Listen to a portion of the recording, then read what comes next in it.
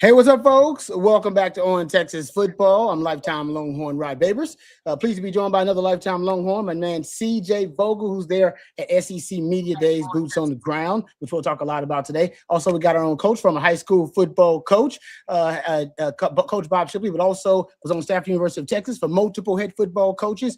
You can catch his work these days at shipleyranches.com. See him representing right there. Boom. Yeah, for Coach. What's going on, Coach? How you doing? All good, man. All good. Got to go down to coaching school, see some good buddies. Nice. Talk to some guys. All good, yeah.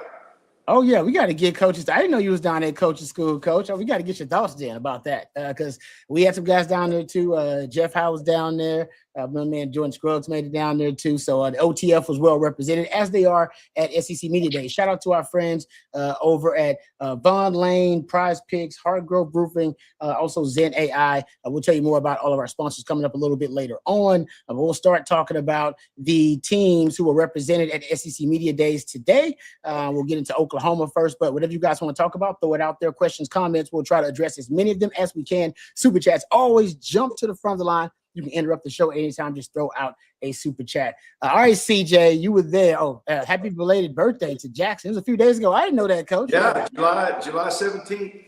Okay. How old did he turn, if you don't mind me asking? Let's see. He was born in 1992, so that would make him 36, 34. Okay. 34. 34. All right. Nice. All right. I like it. Yeah, there you go. I'm getting old, man. That's crazy. That means I'm getting old too. Crazy. All right. Well, happy belated birthday to Jackson. All right, CJ, you were there at SEC Media Days today. Got a chance to put out a lot of great nuggets. By the way, go to ontexasfootball.com and you can get caught up with everything, all the goings on from SEC Media Days with the OTF team. CJ was there though, and CJ, I want to start talking about Oklahoma first. What was the kind of the nugget that stood out to you, gathering intel, if you will, on Oklahoma? A couple of things I want to ask you about, but what stood out to you first and foremost? Well, first off, Marco, I completely agree. I wish I was out on a yacht with Jerry. We'd be having a heck of a time. But we are at, what is it? Casa OTF is what we're calling it down here in Tampa. We're having a good time. So glad to bringing you everything that we can from SEC Media Days. Oklahoma went first today. It was Oklahoma, Tennessee, Kentucky, and Missouri. I'm not sure if that's the most exciting group of 4 SEC schools, but that was who we started with today at Media Days. The thing that really stood out to me was Venables talking about his offensive line, saying he felt like there were 9 offensive linemen that he felt Oklahoma could play winning football with. And, you hear about it all the time. You like to be in that 7 to 8 range in case you go down with injury or things just don't work out with the original starting 5 like what we saw a year ago. But 9 is a lot, right?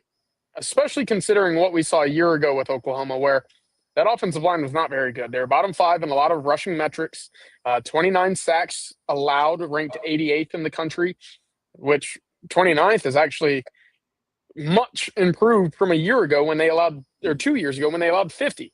So the offensive line for 2 years has not been great. So to hear that that's kind of the strength, or at least something that they feel comfortable with at the moment, that to me was one of those kind of alarm bells that you hear throughout the offseason. You say, oh, okay, if that's a way that they feel good about their football team, I might need to reassess strengths, weaknesses, what to project them as. But I mean, they're just like Texas, just like LSU, just like Alabama. If you give them a run game and take the pressure off of the quarterback from needing to put on the cape every single down and play, I think that could go a long way for them.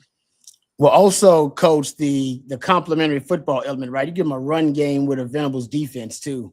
You can control the game. That would give Oklahoma the ability to control the game. In most of the games they play, maybe not that one they got to play Georgia early on, but in most of the games they play, that would give them the ability to control the game. That's a dangerous combination. I'm with TJ. That's something I didn't expect. I expected him to be able to make plays because John Mateer can make plays. He can put on the cape at times, as CJ said. He can play hero ball, but that was part of the problem last year. Too much hero ball for him. You can give him a run game, then allow John Mateer to have to just make plays in critical moments rather than having to put the offense on his shoulders and be the identity of the run game. I'll admit that's a scary proposition.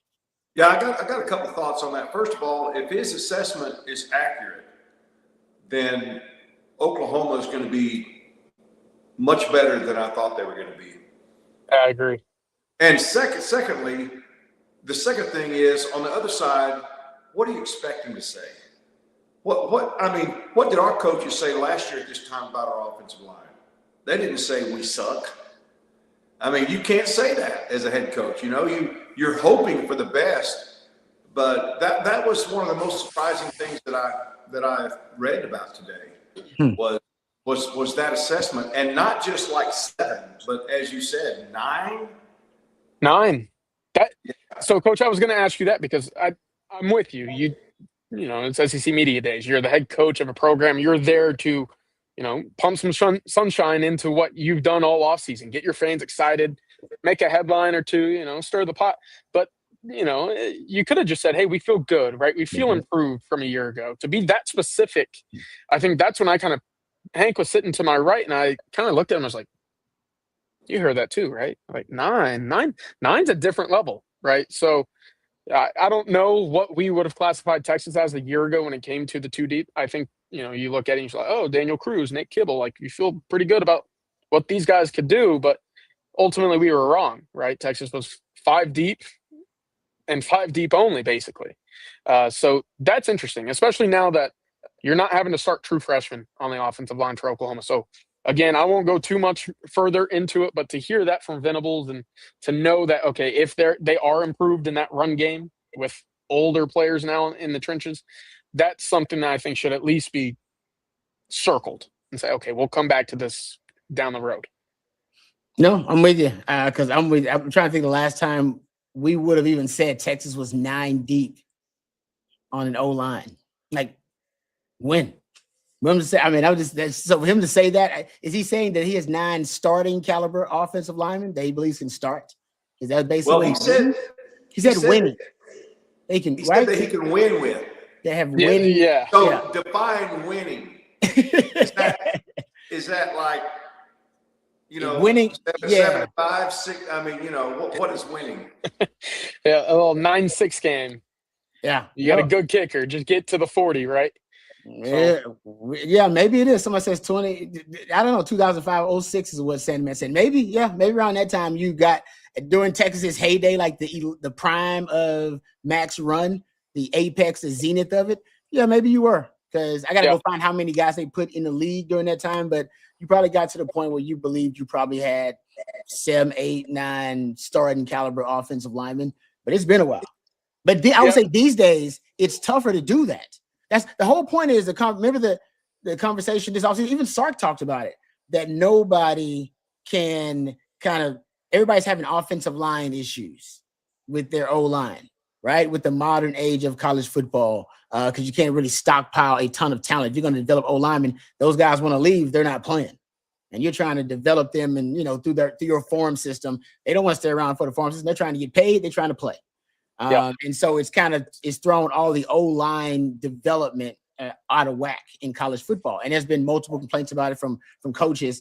And for him to say that in this era of college football, that is quite impressive. And considering the unique approach to talent acquisition that Jim Nagy and that Venables have adopted. They've basically gone the value system. Yep. They moneyballed it. Yeah, they've moneyballed it. So to say that in the moneyball era is also, it's wild, man. That's a wild statement.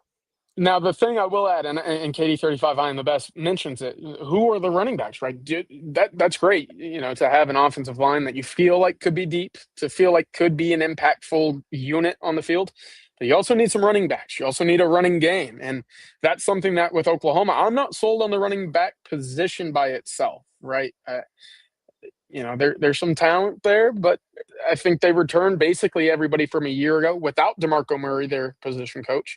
So maybe that's the change, because that unit last year, and I know the offensive line was young, it was inexperienced, they couldn't really get a push a whole lot, but that offensive line or that running game a year ago was not good. And that unit, just as Texas saw a year ago, when you don't have the horses in the stable, it doesn't matter what the race is, you're not going to win.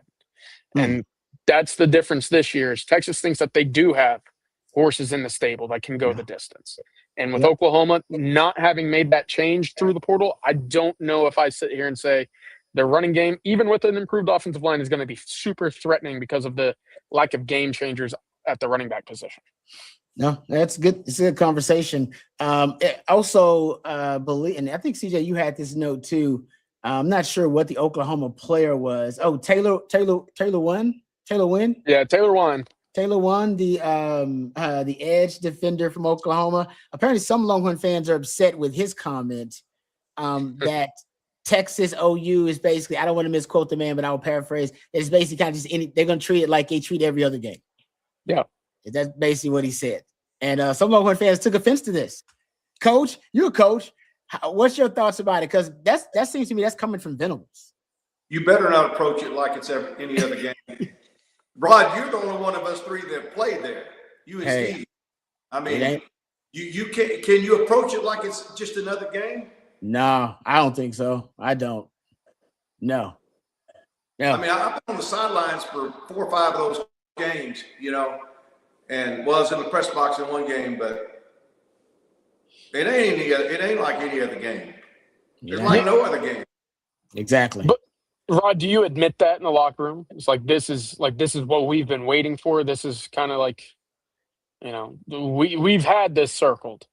We had to because Oklahoma won the national title in 2000.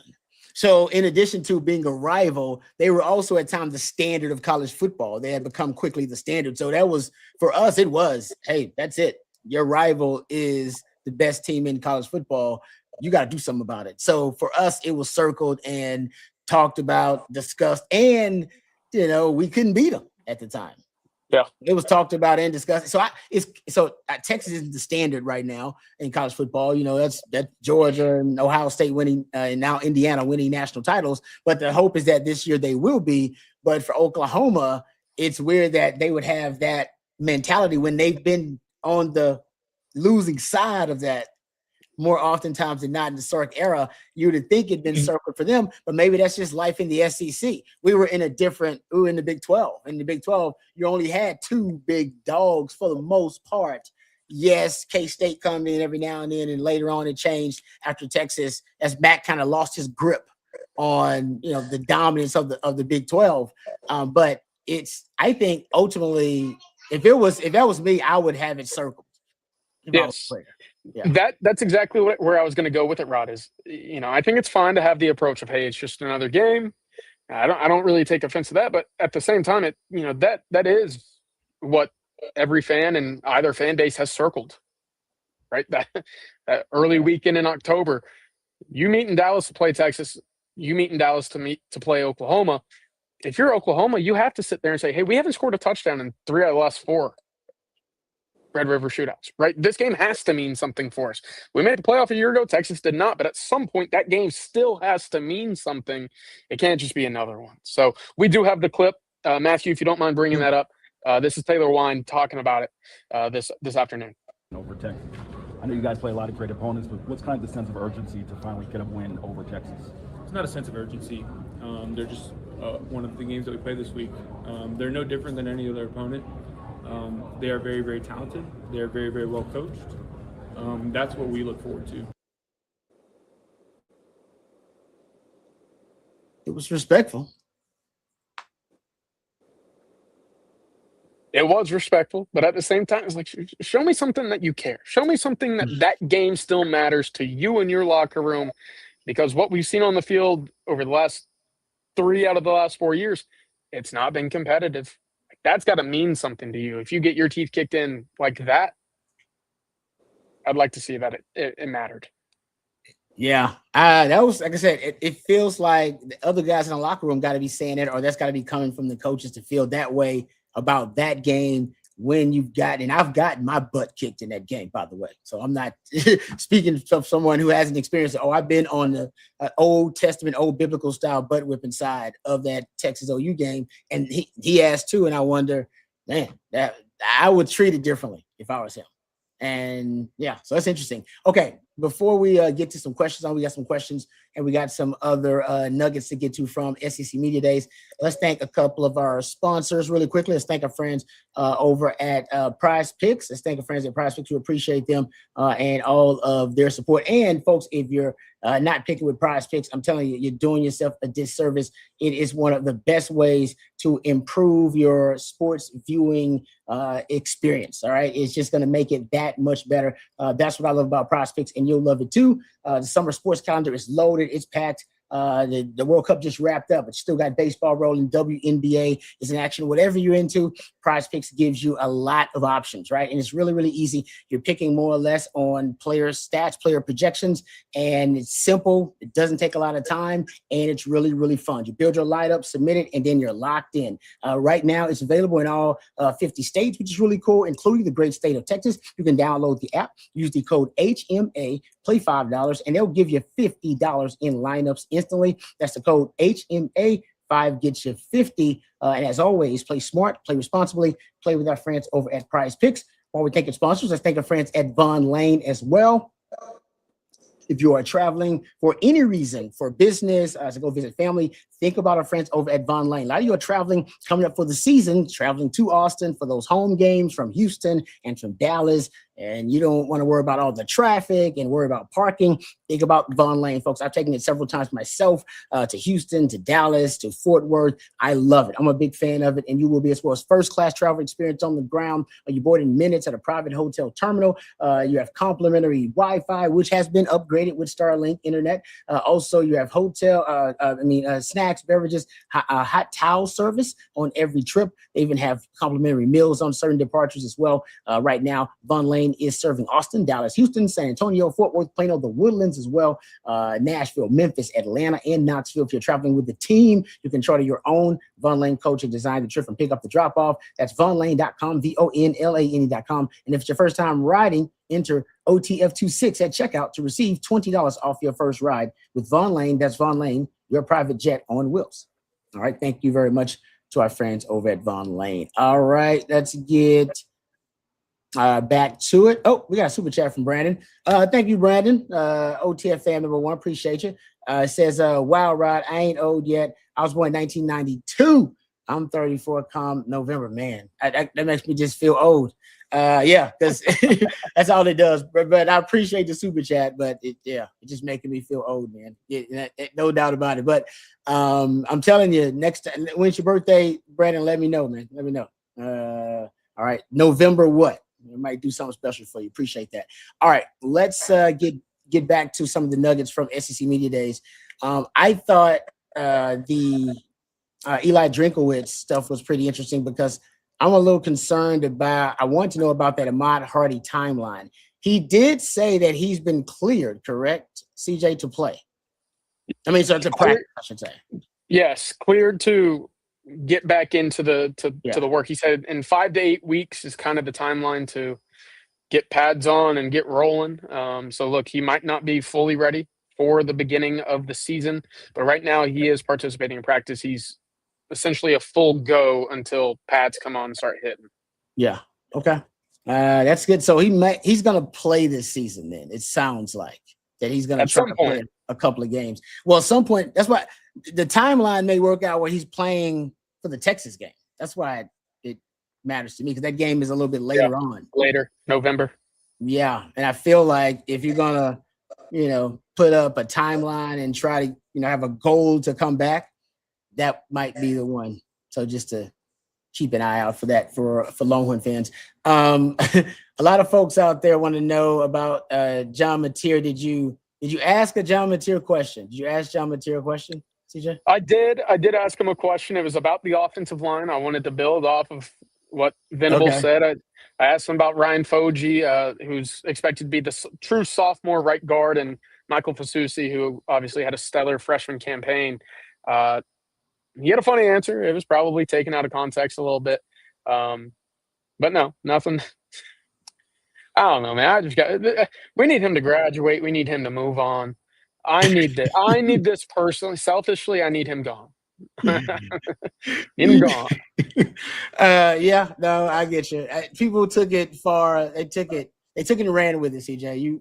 You were just a big fan of him as a player, and they took it and ran with it. But I get it. It's going now. Yeah, you ain't gonna be able to live it down. You depending on how the game goes this season, all that, and who you pick in that game. I mean, I assume you're picking Texas, but man, if you pick Oklahoma in that game, CJ, you'll never live it down. Oh, I can't. You can't do it. That. Yeah, you can't do it. You can't ever do it. Yeah. All right. Thank you for that. I see. Hey, we got Stevie Lee in the house. My man Stevie Lee's here. Oh, bring on the man Stevie Lee then. I just saw. There you go. Yeah, don't need to wait no more. What's going on, Stevie? How you doing, brother? Good to hear from you. What's happening, guys? What's up? What's up, Stevie? Nothing much. Man, CJ's at SEC Media Days, brother. I see that. Mm-hmm. I'm fighting off mosquitoes like left and right in this. A month. Well, how is it down in Tampa, man? How's the weather there? Hey, it was raining a little bit today, but it feels good. It feels good. So I'm enjoying not the 110 degrees right now. I get it, man. Sorry, my dog's going crazy right I'm now. about to say, who let the dogs out? Yeah. Well, it's 101 here today, man. So you escaped 100 to go to 100. So We'll take it. We'll take it. There's a breeze. Yeah. Well, I got to see boats today. That's cool. Have you been to Tampa before, CJ? First to time. Tampa? So Tampa's as long as known. it's not Orlando, just keep me away from Orlando. That place stinks. What you got against Orlando? Oh, everything. The list is too long. Okay, well, I wouldn't even want to know. Something tells me it starts with a woman somehow. So I'm not gonna go there with you. But I lived in Tampa for a little while because I played for the Bucks for a little while. Tampa's known for one thing, really, in NFL circles. It's known for it. I want to get into it. I want to keep the show keep it classy here, but just throwing it out there. I think Stevie knows what I'm talking about. you see the smile. I think coaches probably like, oh, I think I do it too. It's got a lot of them, and apparently, like it's like I think it's the number of them that is like unique. Oh, apparently, that's what I've been told. They got that many HEBs out there? Oh, butts. Okay, the wrong butt. Yeah, they got them. Yeah, there you go. That's a good. There you go, coach. Everybody wishes they had them HEBs. Okay, let me ask you this, Stevie. Since we got you, what would you ask Sark at SEC Media Days? What do you want to? What could it possibly be? Exactly. What would you ask Sark if you got a chance to ask him something? Well, I actually saw that. Is it Brent Venables? Talk about that this is a line of scrimmage league, right? Yeah. I would love to ask Sark about that, about his line of scrimmage, because I remember I told y'all that's going to be the stickler for our team this year on the offense and defense. I feel really good about the receivers. I feel really good about the quarterback, the running back, linebackers, and DBs. I have pause with the interior defensive line, and I have pause with a little bit of the offensive line. And this is a line of scrimmage league. I mean, I gotta agree with them. I don't like agreeing with Sooners, but that's just one part I gotta agree with. Is that so? I want to ask. I would ask Sark about how did they shore up their line in the offseason from what we've seen over the spring and over this summer. What do they feel they can do in the SEC controlling the line of scrimmage? Because we're going to need that. Sticking on that, Stevie, because I completely agree. For Texas, defensively, you need to be able to stop the run. Offensively, you need to get that 1 yard, right? You can look at it basically every single year. There's been a big moment, a big game where Texas has needed 1 yard or needed a first down or needed something with push and in physicality that they just couldn't get. Over the weekend, Bobby Burton and our team here broke the news that Cole Hudson was filing an age-based eligibility lawsuit for a potential return to Texas, right? He had declared for the NFL draft. He went undrafted. He spent maybe a cup of coffee with the Browns, maybe the Cow. I mean, like he was in the league. He was done with college, but now he's potentially back. If he is deemed eligible for this 2026 season, Stevie, does that change your outlook on what that might mean for this starting 5 unit with Hudson potentially back in it? Yes, it does. If it's any other school, I don't know how I feel about it, but it's the University of Texas, so I want him to come back. I don't know. But but you know, it will change things. I think that he can make a difference on the offensive line, and you know, that's a little tough subject to me because, you know, when you declare for me. That's just me. I'm just gonna be honest out there. It's just you declare, and that's the risk you run. And now if he gets, you know, approved to come back, then everybody's gonna declare and then say, never mind. You know what I mean? Right. So that's hard for me, but this is the University of Texas, and we do, you know, I like, you know, some of the things that we do. So the other thing, though, I was going to say about Sark is what we could ask, and CJ, you can ask, is I think that his biggest question mark for him in his game is, have we worked on plays beyond or the 20-yard line in red zone? We got to push this thing in the red zone, guys. Come on. So, like, what do you see differently? What do you see doing differently to get the ball into the red zones once you pass that 20-yard line? That might be a tough question to ask him in front of everybody. CJ, he might cuss you out. But Stevie asked that question. He wanted me to ask you is, what are your plans for playing beyond the 20-yard line? Look, I don't need to start cussing me out until November at least, right? So I'm with you, though, because, you know, Rod, you've said it for years. When you get to that 5-10-yard line and you're in the red area for early on in the 10 yards, just hand the ball to Bijan Robinson, right? Hand it to Roschon. They'll figure it out for you. This year, I hope, and Coach, correct me if I'm wrong here, but you have some talent. You have some height at wide receiver. We saw it with Adonai Mitchell towards the back end of that season in 2023. Maybe it's just as simple as, hey, Cam Coleman, go be better than that corner next to you, right? So I hope that's part of it. Coach, Rod, I'd love to get your thoughts because, Stevie, I think you're dead on. You know, the red zone needs to be really good this year for Texas, regardless of how they get it done to be effective. Well, first of all, I'd like to say he obviously knows that. And if you ask him that question, we can all agree that you're going to get a cookie cutter coach talk answer. You know, we've got to be better at executing. We've got to be better at coming off the ball. You know, we've got to find yards, you know, whatever. And that starts with me. Blah, blah. Same old stuff. You know, you're not going to get a straight answer out of that. Like most hard questions, that it's the elephant in the room. Everybody knows it, but, you know, we don't really want to talk about it too much. He's very aware of that situation, very obviously aware of it. And he's not going to give you his secret for this season, what that plan is, other than coach talk.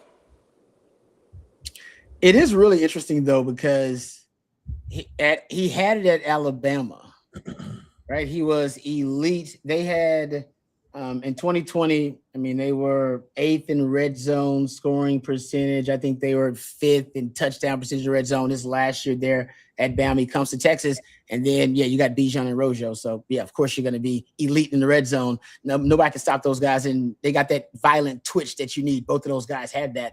And then he hasn't been back to an elite red zone offense, top 10 red zone offense since then. And you've been 90th, 101st, 61st. It really, and then third down is very similar. You had an elite third down offense at Bama. You were top 5 in 2019, top 5 in 2020, and you haven't even been top 30 since 2021, and you've been 73rd, I think 70th, 42nd, 74th. Like two of the most critical areas of football. Sark's not elite there at Texas, or he hasn't proven to be elite there without Bijan and Rojo. And so I'm with Stevie. I also think this is the year for him to prove that, all right, now he can also be in those critical areas an elite play caller. and play designer because we know he's got it in him because, like I said, I just gave it to you, but we haven't seen it really at Texas since Bijan and Rojo. So, CJ, take those numbers that Rod just wrote off, throw them in his face, and he won't give you the coach's speak answer. He'll have to dig deep to find that. And Coach, you bailed him out with that coach answer that that he's going to give us. But you're right. He's very media trained. He's going to do the coaching speak. But that is a big question mark for everybody. I'm hearing that's a big question mark for everybody. People got Texas winning the national championship if we do better in the red zone. Look, I think it might just be as simple as that. Can you move the football? Right now, it looks like Texas will be. They did at times last year very successfully. But again, 3 points won't win you a lot of football games when they really matter. Mm-hmm. And I think defensively, Texas has the ability to hold teams to a lot of 3-point trips instead of 7. So to be able to separate early, sustain leads, and build on that would be key. Stevie, I was going to go this route with Sark on Thursday. Very similar. I think in a way that they're cousins of the same question. But, what have you done this offseason to be a more physical football team? Is that personnel? Is that coach? I mean, how do you instill a team that is more physical than what we've seen on both sides of the ball? I don't know it, but I hope Sark does. That's a good question. But CJ, was our physicality a big problem last year?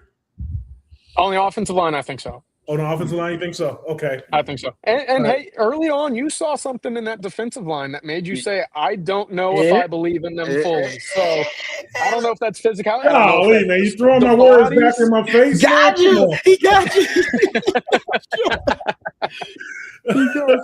He got you, man. That was smooth, CJ. That was smooth right there, man. That was like a lawyer right there. That was smooth. Yeah, you're right, man. You're right. But no, I think the part of the physicality is what what's his name? Torrey Becton is doing with these guys in the offseason, man. And the videos that they're putting out, working out in the stadium, are pretty impressive, man.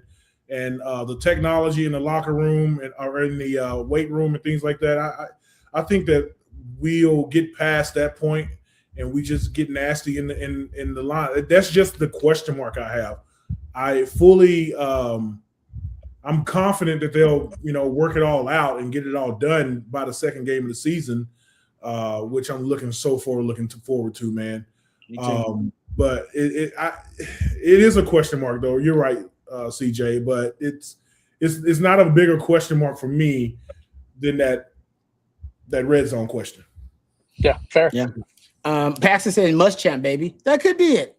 Yeah. I mean, that's part of bringing in Muschamp, right?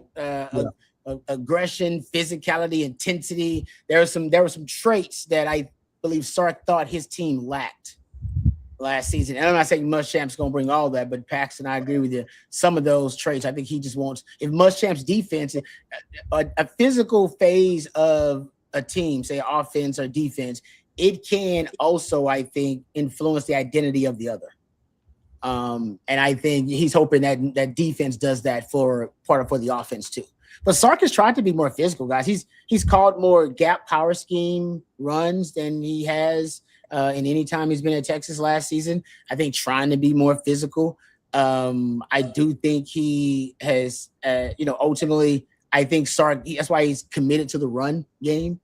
Even sometimes stubbornly, even Muschamp said that because he tries to establish a physical run game, but his teams haven't been physical. You know that from going back to the red zone. Some of your red zone issues are short yardage, goal line issues, and that's just physicality. That's playing bully ball. And Sark's teams aren't great at that either. And I think he's hoping this year they'll be a little bit better in that aspect as well. So, there's some things. I agree with that. I agree with you, Stevie. All right, Stevie, you brought the show down. I'm going to let you go. I know, man. Y'all went so negative on me, man. And I did it. Man, we keeping it real. That's what we do. We keep it real. We are keeping it real, man. And I look forward to next Monday, talking about what Sark will be saying on Thursday, man. So I appreciate you guys having me on. Thank you, Stevie. Appreciate you. Tell the lovely family we said hi. Love you, brother, and talk to you next week. Welcome. Thanks, Stevie. Welcome. Stevie joins us courtesy of Hardgrove Roofing. Check out hardgroveroofing.com. Offices all over Texas, Louisiana, and Arkansas. But I assure you, they're the most pro burnt orange roofing company out there. They're fine folks. We've had several activations with them. Stevie has partnered with them as well. He won't be on your roof, but he'll endorse the fine folks that will be on your roof. The customer service is their top priority. Offering a free roof inspection today. If you reach out 512-645-3202, know who's on your roof with our friends over at Hardgrove Roofing. All right, let's get back to it. We got questions. Oh, man. You know what? Oh, B. Morgan. Oh, he didn't win wild donuts. Okay. Oh, no, Chris Horton. That's Chris Horton. Hold up, Chris Horton. Hold up. Oh, we got a super chat. I don't even have my helmet here, guys, because I'm not in my office, Chris. All right, I'm not in my office.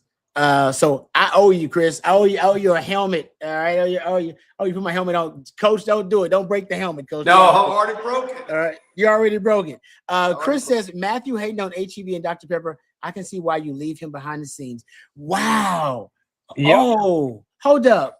What did I miss in the chat? Why is Matthew hating on HEB and Dr. Pepper? Matt, I don't even know how this got started. Oh, Matthew's comparing Publix to HEB?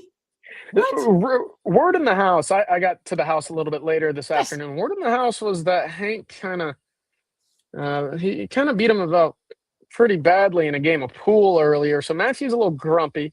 Oh, that's we drove by a Wawa earlier, and Matthew said, "Hey, that's better than Buc-ee's." And I was like, all right, this guy's got to be stopped. So, oh, hold up! I can't believe he's arguing that Publix is better than HEB. Now, I will admit I don't have a lot of Publix knowledge, but there's nothing better than HEB, though. I think we can all agree with that. It can't be better than HEB.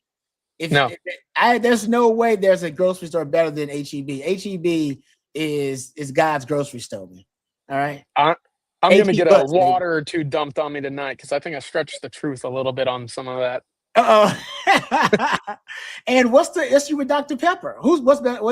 He made, you know what? You can keep the Dr. Pepper thing. I'm not that big of a Dr. Pepper fan. HEB, I will go to the mat for HEB. I'm not going to the mat for Dr. Pepper. That ain't really my drink. I don't do a lot of soda, so that's not my thing. But don't mess with HEB, man. Don't do that, bro. All right, you like family to me. I don't want to see that. And Chris, hold up. You know what, Chris? Since I can't put on my helmet, I'm gonna grab lots of hats here. Hold up. Yeah, there you go. There you go. Going from man, Chris. How about? All right, there you go, Chris. We're gonna keep that on for you, bro. Boom. Yeah, I got like 4 or 5 hats for you. Because I couldn't get you the helmet. I'm gonna put 4 or 5 hats on. Chris, thank you for that, man. Thank you for the love. Appreciate that. And thank you for letting us know that Matthew is talking blasphemy in the chat. I did not know that. Hating on HEB, man. HEB, it'll get you. Hey, Matt, that'll get you on a lot of people's issue list, man. Hating on HEB. All right. They always show up when something bad happens in Texas. HEB always showing up doing good, man. Don't be hating on it. All right, let's get to another question here. But thank you very much, Chris. My man, is that B. Morgan again? Brandon, thank you for the super chat. Says November 2nd, 1992, 8:30 a.m. Who knows the exact time they were born? Do you know the exact time you were born, Coach? No. I was born November 1st. Oh, yeah, a little bit, a few decades before Brandon was in El Paso, Texas. But yeah, Jackson was actually born. I looked up at the clock when he was born, 7/17, July 17th at 7:17 p.m. No, you know. Yeah. The only thing that could have been better when they waited if he weighed 7.17, but I don't remember what he weighed. That would have been unreal. He told me the other day, he said, Dad, I should have worn number 7. Hold up. That is that. Coach, you pulling my leg, or is that real? That's real? No, that's real. That's real. Wow. That's a great story. I've never heard you tell that story. That is a fantastic story. 7/17. Oh, man. I do not know the time I was born. Now, Brad, now you got me curious. Now when I talk to my mama tomorrow, I'm going to ask mama, did she know the time I was born? Because I don't know it either, Rod. I think I asked my mom one time on a Saturday, probably pretty late in the night. And she said, "Stop talking that girl, walk away." Like, all right, fair enough. You got me. Oh man, that's great. She was too busy screaming and cussing. same clock. Oh, all right. That's great. All right. Get us back on track here. All right. Nathan, thank you for the super chat. Appreciate it very much. He says, what's going on with Michael Terry? How much playing time will he get this year? We actually had a discussion about this because CJ had some great team notes and a little nugget about Michael Terry. How much of that, now you can't give the folks everything, but how much of that Michael Terry nugget are you willing to reveal to the folks that you had over there on TexasFootball.com? Yeah, no, I'm hopeful for Michael Terry, I think is the best way I can put it. This is a really crowded, talented running back room. And, look, for all of the guys in that room, it's going to be very tough to kind of carve out your role. There are 2 first-team all-conference players kind of headlining the room and then a 5-star true freshman. So for Mike Terry, the big thing for him is he's put on weight. He's earned himself a nice little nickname in the locker room. I won't dive into it, but it's on TexasFootball.com if you want to go find it. He has put on a lot of weight, a lot of good weight, I would say, for him, right? He's 6'3", probably about 233, 235, right in that range, right? So about a 10-pound increase from the very beginning of the year. Wow. Now with that weight, it doesn't mean anything if you don't run physically with it. You need to lower your shoulder. You need to put some guys, especially linebackers, safeties, corners, you need to be running through those guys. That's the next step. Get the ball in your hand, run physically, because we know we can catch the ball out of the backfield. We know he's a good athlete, but you need to run physically. That's what you're expected to do when you're the biggest running back by size in the room. That's the next step. That's been a point of emphasis this offseason from the coaching staff. That's been a point of emphasis from his family and team and group of friends down in San Antonio saying, hey, make the most out of your opportunities. Don't run timid. Don't try to juke everybody. You're bigger than a lot of these guys. Run through them. So that's the next step for him. Okay.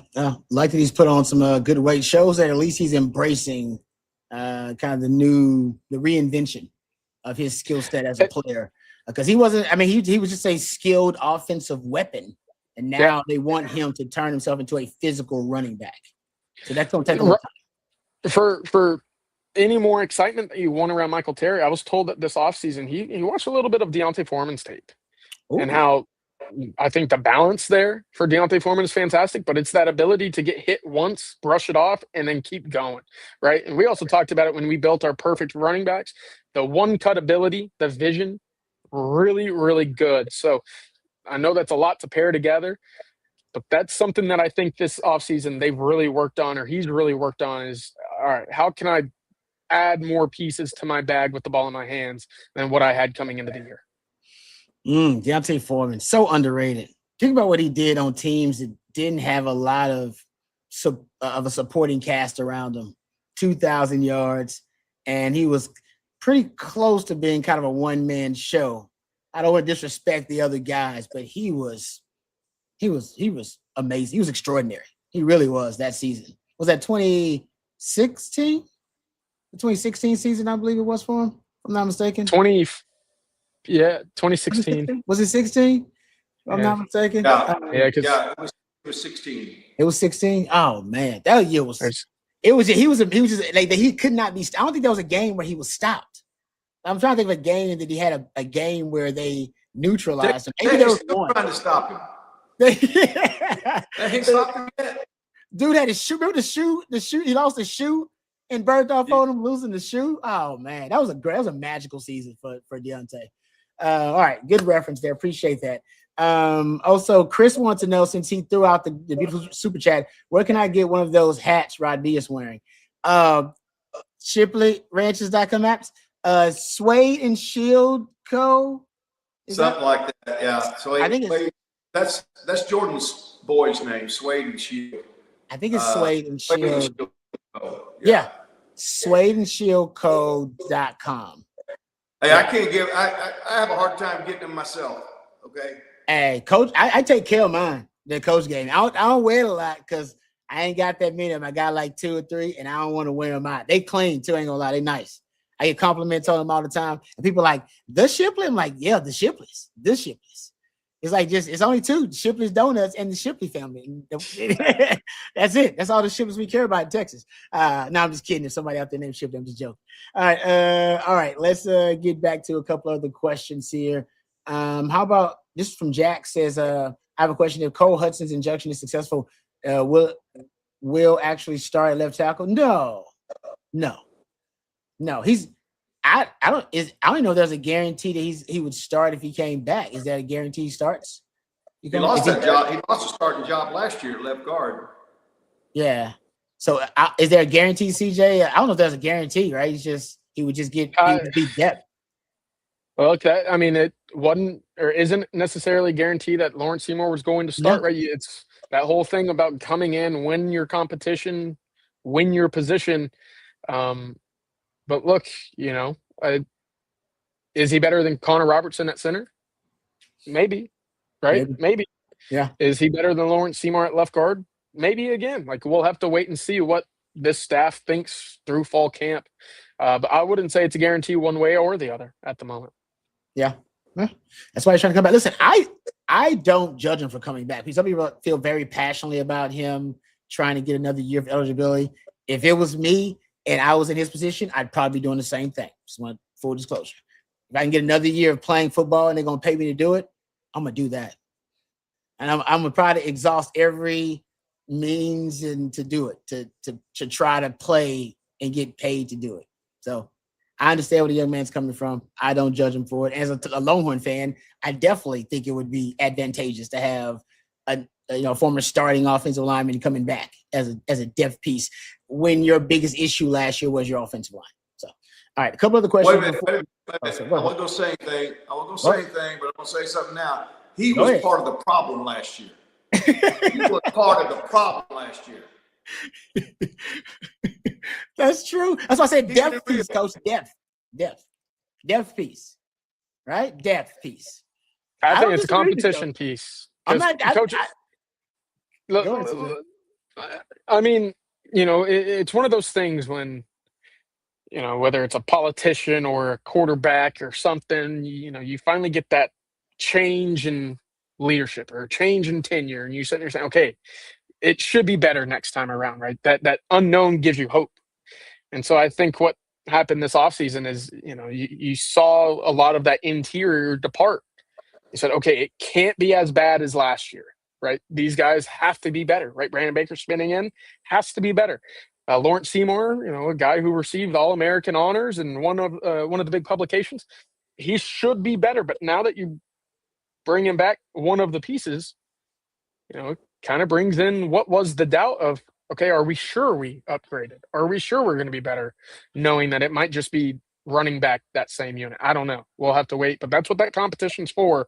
And that's why if you're Kyle Flood or Steve Sarkisian, I don't think you turn down anybody with 48 career appearances. Yeah, no, I'm with you on that. Now, go ahead, Joe. Center that's a little bit intriguing. That's intriguing because you get help from the guards. That is intriguing. But I kind of feel like Stevie feels. So he actually went to training camp with the Bears or with the Browns for like a week, a couple weeks. Yeah. If that was Oklahoma or whoever, just pick a team that we don't like, we'd be saying, Stevie's right. If you let that floodgate open, then everybody's going to go, because now you can make money. You can make money in college. Exactly. So if I can't make it there, it's when you declare, I'm with Stevie on that. It's like, I'm cutting ties. I'm done with this. I'm moving on. I'm going to roll the dice. Well, just think of the total chaos that there's going to be if this goes through and it happens. Good for us if it does, but I'm just saying across the board in college football, it's going to be, you're not going to know who you have and who you're not going to have. Yeah, no, I don't disagree with that. No, it's a good point. Like I said, I don't necessarily think he deserves the eligibility or the extra year.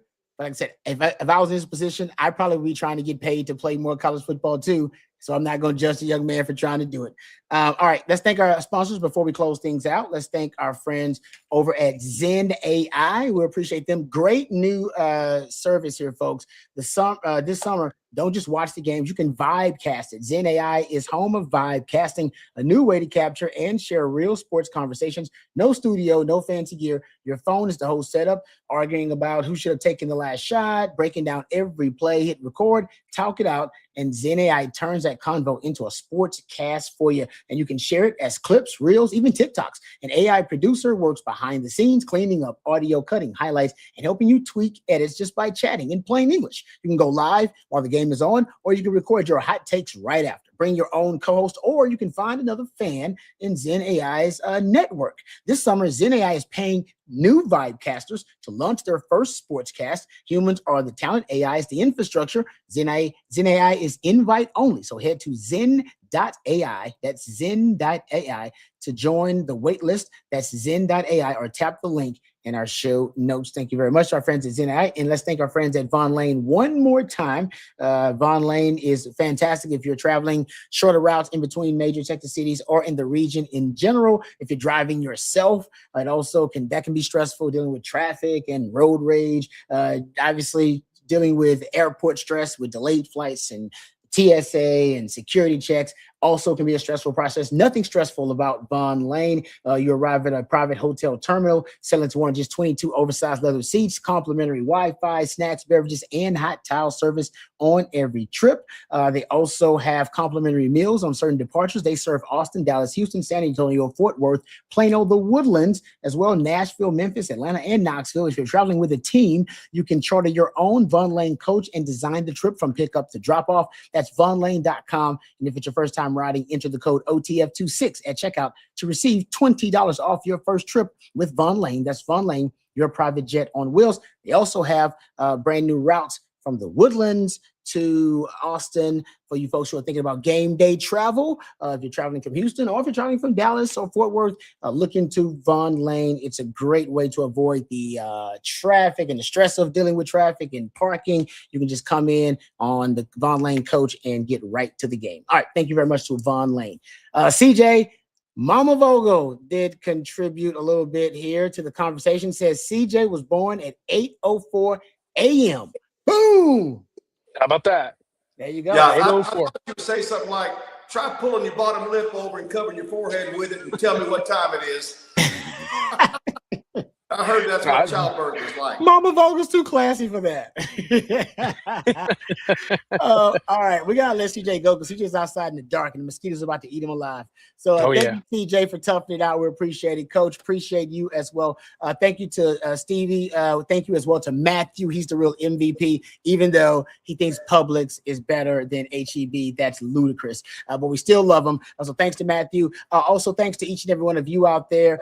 Chris, thank you for that super chat. That was fantastic. Very kind of you. Really, really appreciate that. And you are right. I don't know why Matthew is hating on HEB and Dr. Pepper. All right. But thank you guys for all the questions, comments. If we missed any of them, direct them to the gentleman at Coffee and Football bright and early tomorrow morning. That'll be the estimable Jerry Hamilton, the man, the myth, the legend himself, Bobby Burton. That'll be bright and early at 8:15. They'll cover all the nuggets from SEC Media Days and look ahead to Tuesday's guests at SEC Media Days. And also Tuesday night, you'll have CJ Vogel and my man Jeff Howe. And that'll be at 7 p.m. promptly for your live stream at night, the 7 p.m. one. So thank you, CJ. Great stuff. Thank you, Coach. Thank you to Matthew for CJ, Matthew, and for Coach. I'm Lifetime Longhorn Ride Babies. Until next time, hook 'em horns.